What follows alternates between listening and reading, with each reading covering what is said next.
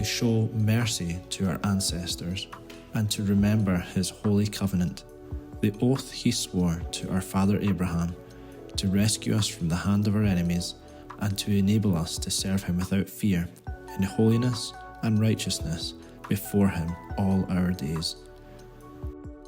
Yesterday's verses spoke of a horn of salvation, which will be raised up to rescue God's people from their enemies. God is faithful to his covenant with his people. We know too that his people were not always faithful to him, and yet these words say that he shows mercy. God is faithful to us, but we are not always faithful to him.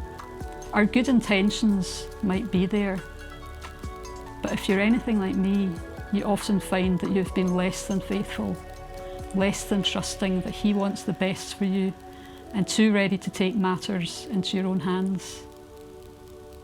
Take some time today to give thanks for God's faithfulness to us and his great mercy to us when we prove less than faithful to him.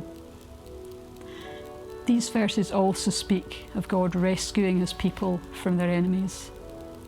Perhaps Zechariah thought that Jesus, whom his son would introduce to the world, would deliver the Jews from the rule of Rome. Jesus himself spoke against people who oppressed the poor and ruled with injustice.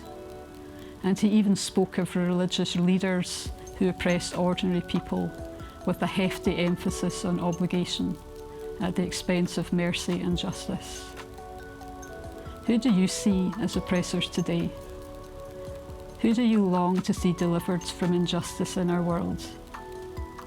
Are churches playing their part, serving him in holiness and righteousness? Pray for our churches to be the communities God wants them to be.